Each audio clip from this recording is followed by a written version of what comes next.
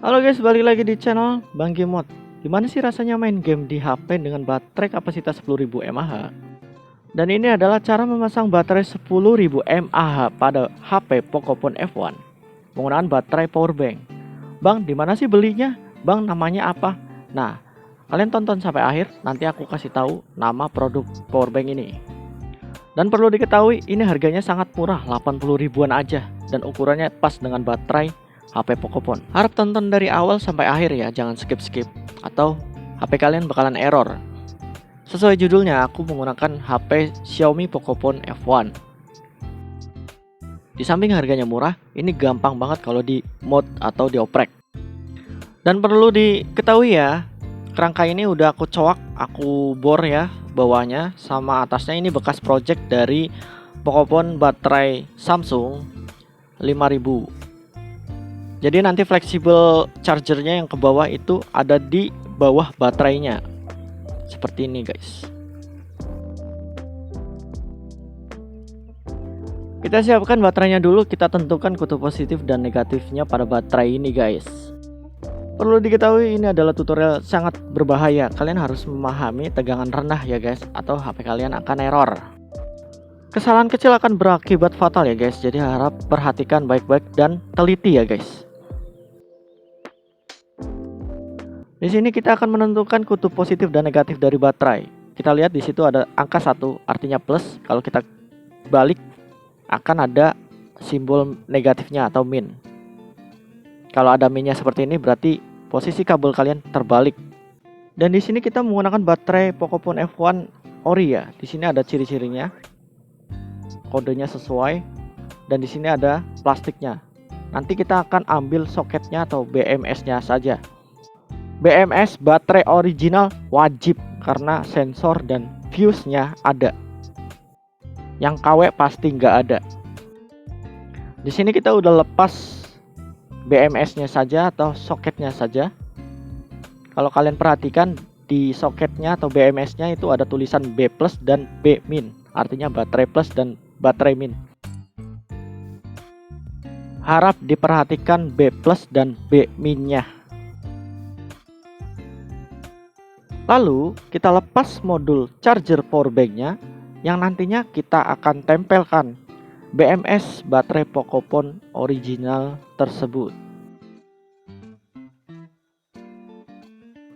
Namun sebelum ditempelkan pada soket BMS, kita cek tegangannya dahulu. Harap diperhatikan tegangan minimal adalah 3.7. Kalau tidak ada seperti itu, nanti HP-nya tidak bisa nyala, nggak kuat. Kalian cek tegangan serta kutub positif dan negatifnya, jangan sampai terbalik ya guys. Baterai original 3.8 volt. Yang powerbank sekitaran 4.10. Dan di sini kita sambungkan soket BMS dengan baterai powerbanknya. Harap diperhatikan ketika kita menyambung BMS, pelat besinya harus digesek-gesek dulu dan tambahkan flux untuk menyolder agar soldernya nempel.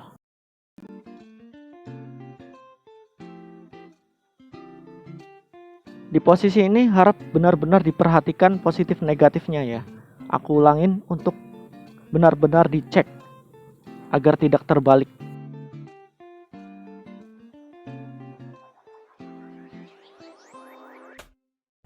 Usahakan menempel dengan rapi dan sedikit tembaganya itu terlihat rapi ya. Kalau kalian zoom, nanti kalian akan menemukan kode B+. Jadi usahakan jangan sampai terbalik kabel merah dan hitamnya. Di sini juga kita tes dari baterai tegangannya serta dari BMS-nya. Kalau ukurannya 3.8 atau 4.10 itu normal, karena tadi baterainya habis digunakan atau di discharge, agar tegangannya tidak terlalu tinggi dan isi dari baterai tidak terlalu banyak. Kalian bisa lihat ukurannya 3.86, yang artinya adalah tegangannya normal dari baterai powerbank menuju ke BMS dan tidak ada kesalahan. Tegangan harus sama.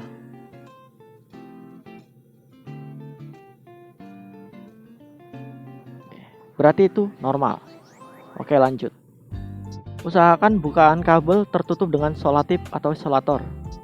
Tentunya untuk mencegah konslet atau korsleting atau arus pendek. Jika semuanya sudah yakin terpasang dan menempel dengan benar, tidak ada yang terbalik, kita tes di device-nya langsung. Juga jangan lupa untuk menyolatip atau menempelkan baterai ini pada rangka agar menghindari baterai jatuh lalu soketnya lepas ya. Hati-hati.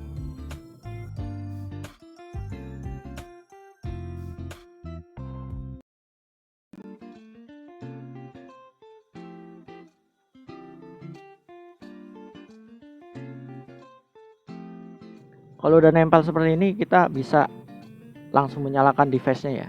Kita tes. Dan ini adalah moment of truth-nya guys. Sangat deg-degan di sini, debar-debar. Karena tombolnya agak-agak susah jadi ribet. Maklum ini HP oprekan dari awal ya. Jadi santuy. Dan alhamdulillah ternyata HP-nya nyala normal.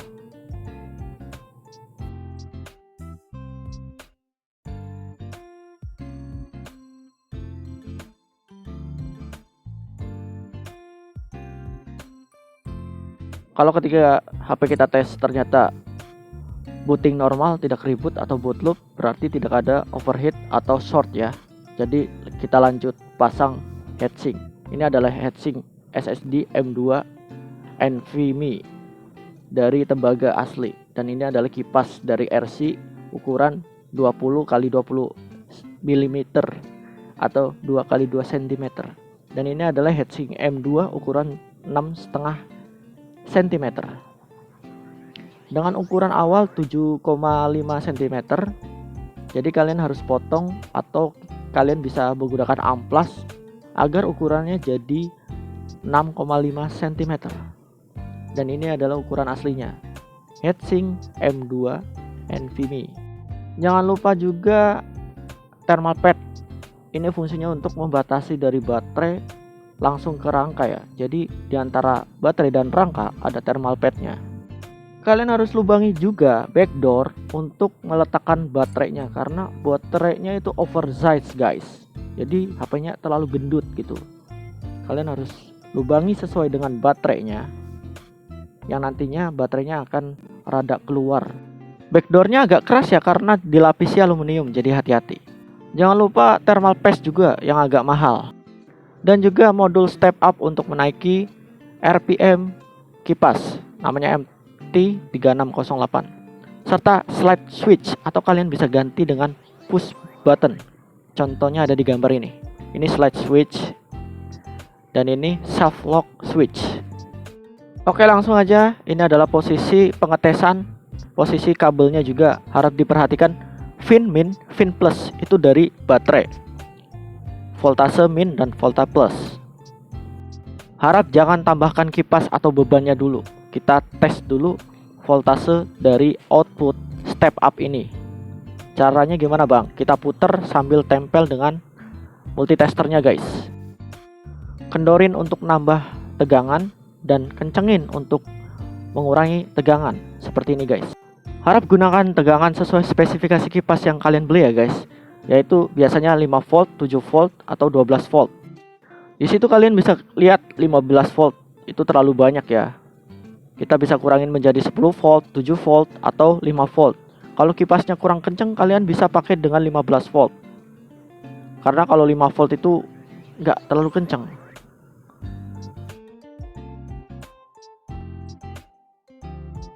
Kalau dirasa ukurannya sudah tepat 10 volt atau 5 volt, kalian bisa tambahkan bebannya, yaitu kipas kecil ini.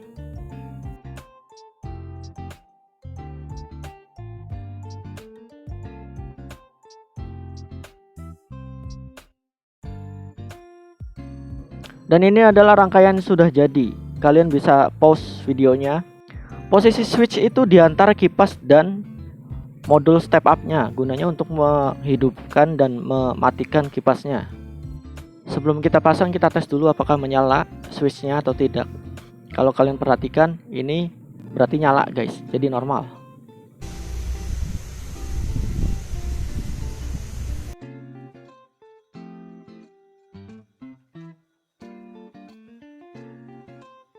Selanjutnya kita akan melakukan langkah pemasangannya guys.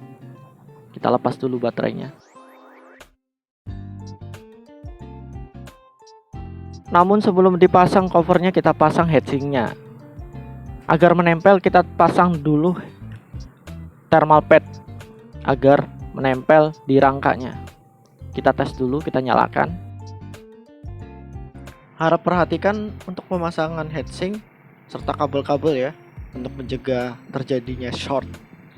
Serta kita tes ketika nyala dia mati atau enggak ya.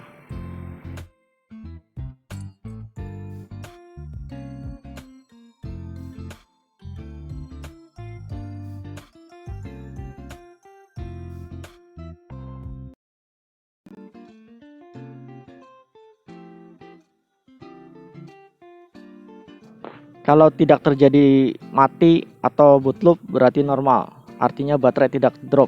Oke guys, lanjut. Di sini kita proses pengepasan cover. Kalau baterainya kurang pas, kalian bisa gedein lagi ya ke bawah ya.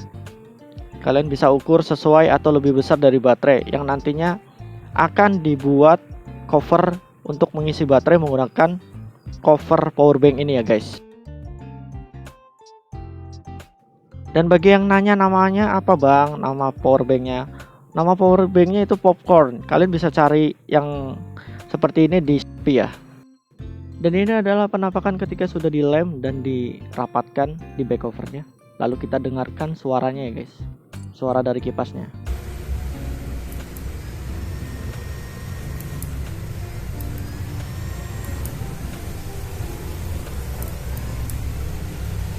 Oke lanjut, kita pasang push buttonnya. Ini aku menggunakan push button karena slide switchnya itu kena lem, jadi nggak berfungsi ya, rusak. Jadi aku pakainya yang ini, yang self lock. Kalau sudah pas seperti itu dan posisi step up-nya seperti ini, tombol keluar harus sesuai dengan posisi pengatur kecepatan RPM-nya.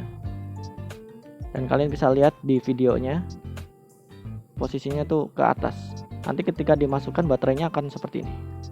Usahakan pengatur kecepatannya ada di lubang ini ya guys, jadi kelihatan dan kalian nggak terlalu susah untuk memutar-mutar pengatur kecepatan RPM kipasnya. Dan kalian bisa putar seperti ini guys dan dengarkan suaranya guys. Oke.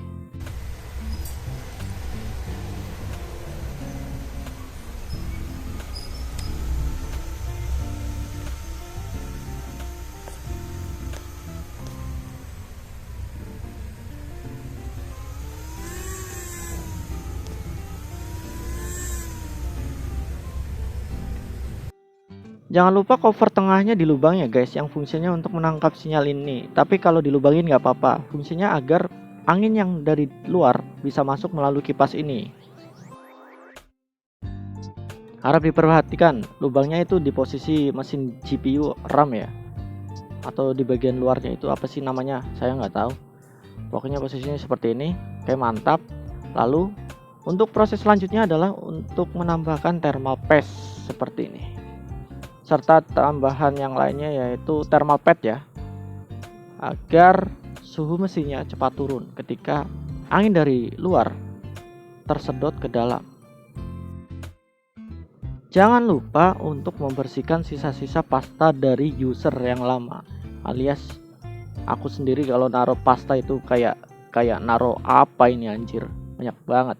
Berhubung aku nggak punya sikat kecil, kita menggunakan tisu ya. Harap pelan-pelan kalau bersihin pakai tisu, takutnya nanti ada yang kebawa gitu, tercabut.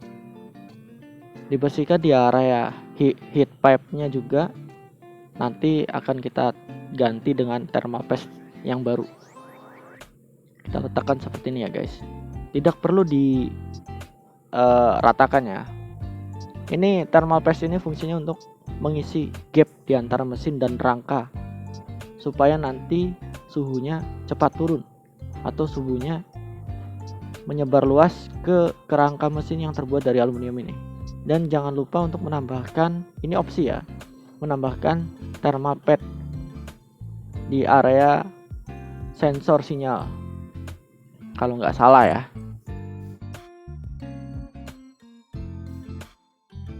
Kalau aku sendiri kan nggak yakin, jadi aku tambahkan lagi di heat pipe-nya satu tetes lagi, supaya nanti gapnya itu terisi dengan sempurna ya. Mesinnya itu nempel ke rangka, tidak ada celah, suhunya langsung rata ke mesin. Jangan lupa nanti naronya agak miring, jangan geser-geser kayak gini ya. Ini jangan ditiru, ini sebenarnya error ini sebenarnya.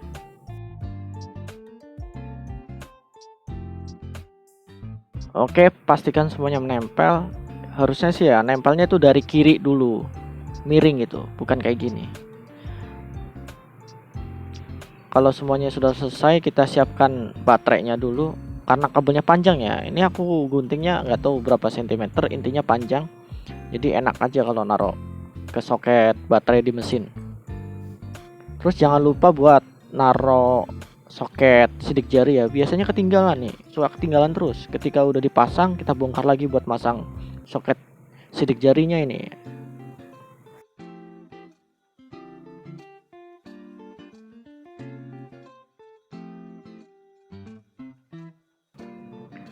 Dan thermal pad di atas soket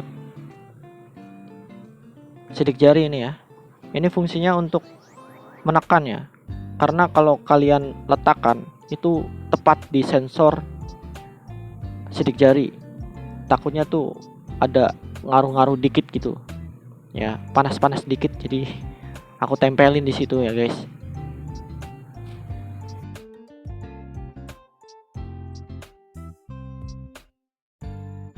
Ini adalah hasil ketika sudah terpasang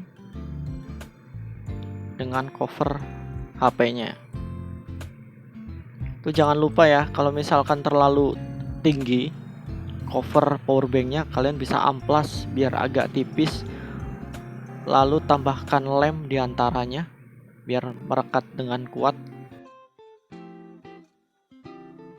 Dan perlu diperhatikan tidak ada lubang sama sekali, kecuali untuk angin keluar ya.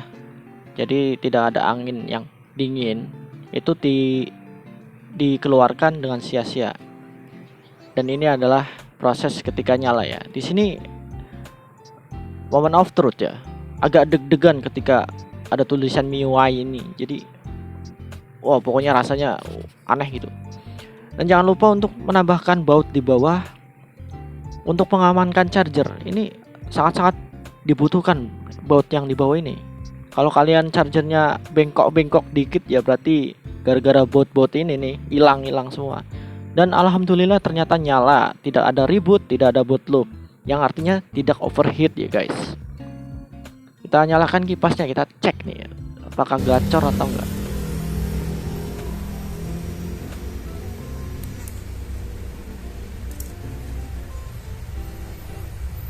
Oke, itu doang tutorial cara menambahkan baterai 10.000 mAh di HP Pocophone F1 ya.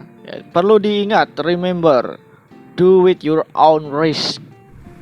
Oke, segala apapun kerusakan pada handphone kalian adalah tanggung jawab kalian masing-masing. Dan video selanjutnya adalah cara kalibrasi HP Pocophone dengan baterai 10.000 mAh. Nanti videonya akan aku upload ya. Kalau kalian suka video ini, klik like dan subscribe. Kalau ada pertanyaan yang ingin kalian tanyakan, tulis di komentar, oke? Jangan lupa share ke teman-teman kalian, ke Pocophone F1 lovers gitu, ke grup Pocophone, oke? Kritik dan saran aku sangat perlu sekali. Oke, gitu aja.